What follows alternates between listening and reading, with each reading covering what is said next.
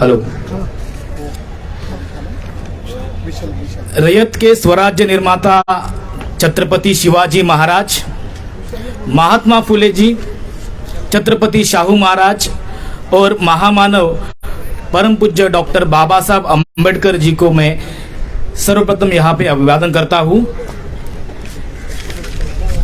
विचार मंच पर उपस्थित आज के संसद के उद्घाटक माननीय वीरेंद्र यादव जी, जो पूर्व न्यायाधीश इलाहाबाद हाईकोर्ट उत्तर प्रदेश, इस संसद के अध्यक्षता जिनको प्राप्त हुई है वो माननीय डॉक्टर विलास जी खरात, और विचार मंच पे उपस्थित मेरे अन्य वक्तागण तथा विचार मंच के अपोजिट जो बैठे हैं मेरे भाइयों बहनों, विद्यार्थी मित्रों हो, देश के युवाओं और महाराष्ट्र के विविध जिले से यहाँ पे इस संसद में शिरकत करने के लिए आए सारे नागरिकों को मैं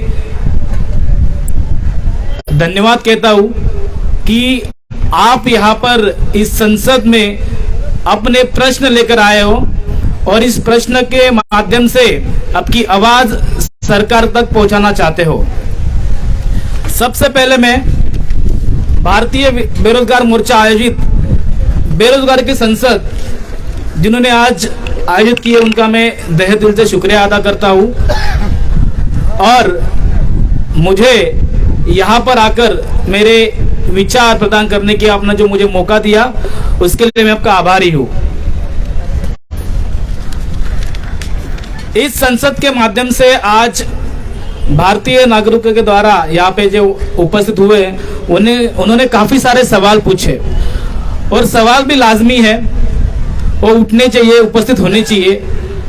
भारतीय बेरोजगार मोर्चा के माध्यम से आज आप अपने सवाल पूछे जा रहे, आपके तरफ से सवाल पूछे जा रहे हैं। आज यहाँ पे दो कार्यक्रम थे, बाजू में कांग्रेस का कार्यक्रम था और यहाँ पर भारतीय बेरोजगार मोर्चा द्वारा जो देश का सबसे बड़ा मुद्दा है, सबसे बड़ा प्रश्न है, उसके ऊपर कार्यक्रम हो रहा था।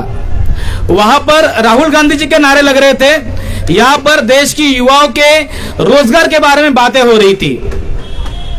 डॉक्टर बाबा साहब अम्बेडकर जी ने कहा था, व्यक्ति पूजा देश के लोकशाही को खतरा है। तो जो प्रश्न बाबा साहब जी ने उठाया था, आज वही प्रश्न आपके और हमारे सामने आ रहा है। राहुल गांधी जी संसद में भ्रष्टाचार के खिलाफ आवाज उठा रहे हैं। 2014 में भारतीय जनता पार्टी ने भी ऐसा ही सवाल उठाया था और वो सरकार में आई थी। आज दोबारा वही प्रश्न कांग्रेस उठा रही है। कांग्रेस, भारतीय जनता पार्टी, कांग्रेस, यही दो पार्टियों की सरकारें बन रही है, पर देश का जो मुद्दा है वो मुद्दा जो है उस पर कोई सॉल्यूशन निकाला नहीं जा रहा है। तो भारतीय बेरोजगार मोर्चा से आज जो मुद्दा उठाया जा रहा है वो मुद्दा मैं समझता हूं कि व्यवस्था परिवर्तन के बारे में है। देश में व्यवस्था परिवर्तन होना चाहिए, पर उस व्यवस्था परिवर्तन के लिए क्या हम तैयार हैं? सबसे पहले हमें व्यवस्था परिवर्तन के लिए तैयार होना पड़ेगा। हमें समझना पड़ेगा, हमें जानना पड़ेगा, हमें पढ़ना पड़ेगा कि हम हमारे प्रश्नों को लेकर किस तरह सरकार और प्रशासन को प्रश्न पूछ सकते हैं और उसका निरसन कर सकते हैं। आज काफी सारे सवाल उठाए गए, मैं उनमें से कुछ सवालों पर यहाँ पे बात रखना चाहूंगा, उत्तर देना चाहूंगा।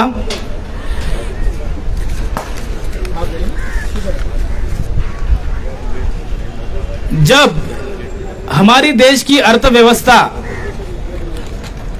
कमजोर हो जाती है तब देश में बेरोजगारी का उच्चांक बढ़ जाता है। जब अर्थव्यवस्था मजबूत स्थिति में आती है तब बेरोजगारी का नीचांक होता है। तो आज हमारे देश में जो बेरोजगारी का उच्चांक हुआ है वो सिर्फ मतलब अपनी अर्थव्यवस्था जो कमजोर हुई है उसकी वजह से हुआ है। मैं आपको कुछ इंडेक्स बताना चाहूंगा, कुछ रेट बताना चाहूंगा कि आज के तारीख में भारत में बेरोजगारी का दर कितना है। फरवरी के महीने में भारत का जो बेरोजगारी का दर है वो 7.45% है फरवरी का, और महाराष्ट्र में जो दिसंबर 22 हो गया उसका दर है 3.1%। इसका मतलब साफ है कि हमारी भारत की अर्थव्यवस्था बहुत कमजोर होती जा रही है, दिन ब दिन कमजोर होती जा रही है। क्यों हो रही है? आपने ही सबने बताया यहाँ पे आके कि काफी सारा भ्रष्टाचार हो रहा है। यहाँ से जो बिजनेसमैन से जो पैसा लेके बाहर जा रहे हैं, देश के बाहर जा रहे हैं, बैंकों की लूट हो रही है, जो बैंकों में पब्लिक फंड है उसको लूटा जा रहा है, अन्य तरीके से हमारी देश की अर्थव्यवस्था को कमजोर किया जा रहा है। आज के तारीख में जो अनएम्प्लॉयमेंट का रेट है पूरे देश में वो 33 मिलियन का है। 33 मिलियन हमारे देश में बेरोजगार है। बेरोजगार कैसे बनते हैं, क्यों बनते हैं बेरोजगार, किस तरह से बनते हैं, उसके लिए नीतियां जिम्मेवार होती है। वो नीतियां कौन बनाता है? सरकार बनाती है। अगर सरकार में चोर डाकू बिजनेसमैन गए तो नीतियां गलत ही बनेगी। इसलिए मैं समझता हूं कि भारतीय बेरोजगार मोर्चा द्वारा आयोजित बेरोजगारी की संसद है, इसके वजह से देश में व्यवस्था परिवर्तन होगा, ये मुझे विश्वास है।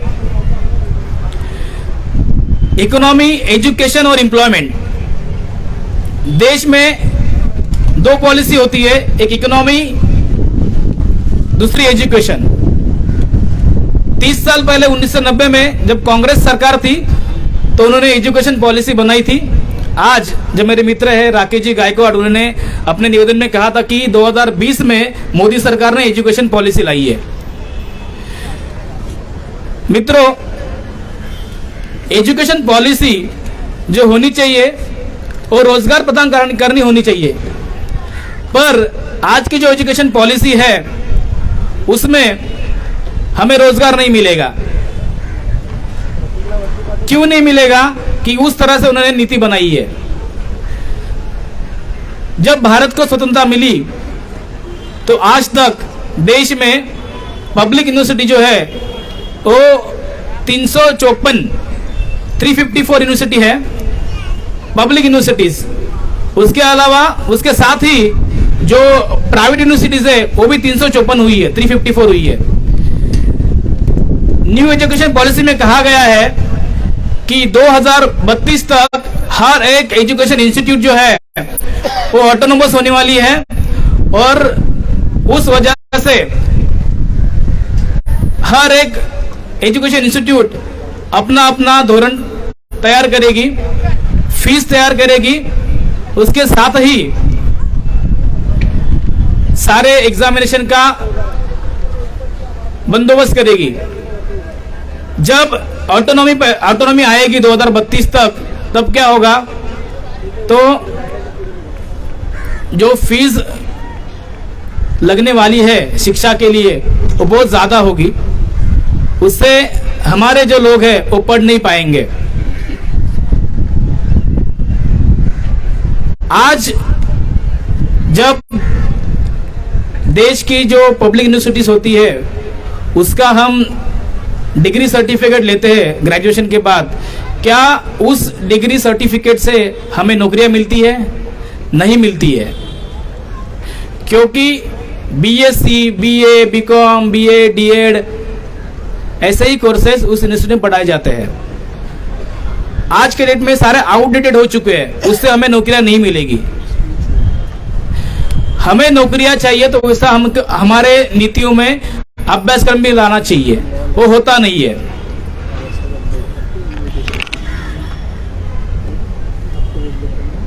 हमारे देश में मोर देन 70% जो लोग हैं वो प्राइवेट एम्प्लॉयमेंट में एंगेज्ड है। प्राइवेट एम्प्लॉयमेंट में एंगेज होने के बाद उनको जो सिक्योरिटी मिलनी चाहिए वो मिलती नहीं है। आज तक हमारे देश में ऐसा कोई भी सांसद नहीं बना कि जो प्राइवेट एम्प्लॉयमेंट सिक्योरिटी बिल लाए, किसी ने भी नहीं लाया। क्यों नहीं लाया? क्योंकि उन्हें जो पब्लिक सेक्टर की जो नौकरियां है वो बंद करनी है। आजकल हमारे देश में सबको पता है कि LIC बेची गई है, काफी सारे बैंकों का निजीकरण किया गया है।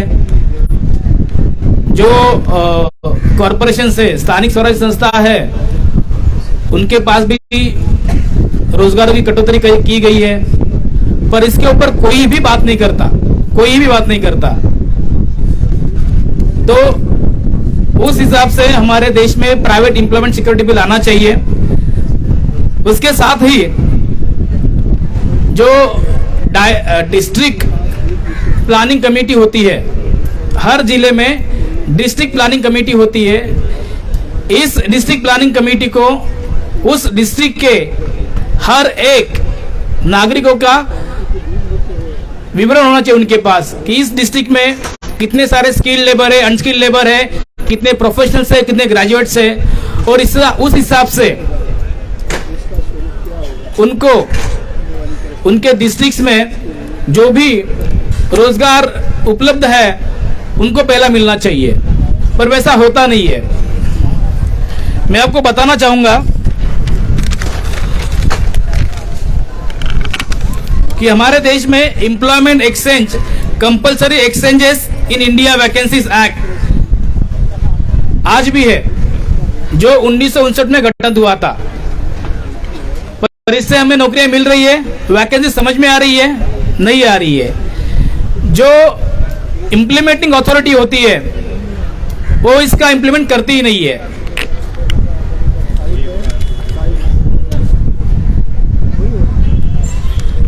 उसके बाद हमारे महाराष्ट्र सरकार ने महास्वयं करके एक स्किल्ड बेस करके एक प्रोग्राम शुरू किया।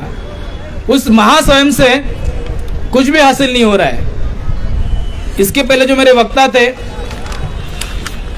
लहू लस्टे पाटिल जी ने कहा है कि हमारे देश में पहले एम्प्लॉयमेंट का रजिस्ट्रेशन हुआ करता था और इस हिसाब से हमें नौकरियां प्रदान की जाती थी, पर वो भी बंद किया गया है। वो भी बंद किया गया है। एम्प्लॉयमेंट एक्सचेंज, यस, जो बाबा साहब द्वारा एम्प्लॉयमेंट एक्सचेंज गठित हुआ था भारत में, उसको ही बंद किया गया है। तो हमें क्या करना चाहिए? ये सारे जो सवाल आपने उठाए हैं, ये ऐसे ही इसका जवाब मिलने वाला है, उत्तर मिलने वाला है? तो मैं समझता हूं नहीं। हमें व्यवस्था परिवर्तन की तरफ और एक कदम उठाना चाहिए। नौजवान, शिक्षित नौजवान, इनको अपने राजकीय अधिकार के प्रति और जागृत होने की जरूरत है।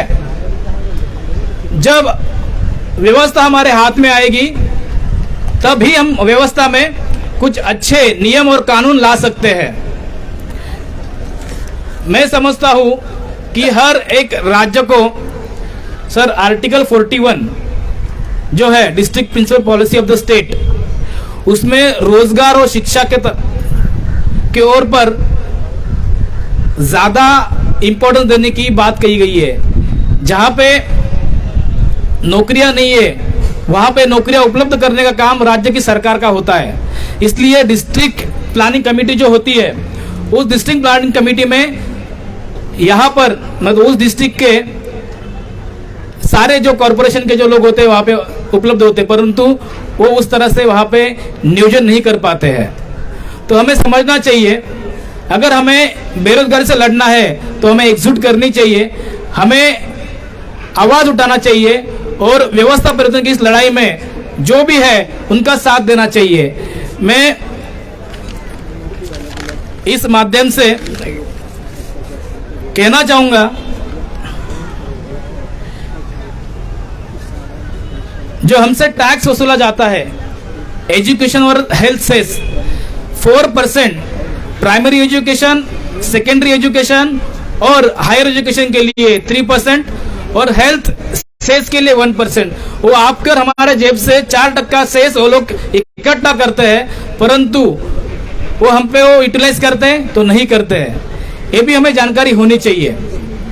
मैं यहाँ पर मुझे आमंत्रित किया करने के लिए भारतीय बेरोजगार मोर्चा का शतशः ऋणी हूँ, आभारी हूँ कि आपने यहाँ पे मुझे बुलाया और मुझे मेरे विचार प्रदान करने के लिए मौका दिया। इसके लिए धन्यवाद। जय भीम, जय भारत।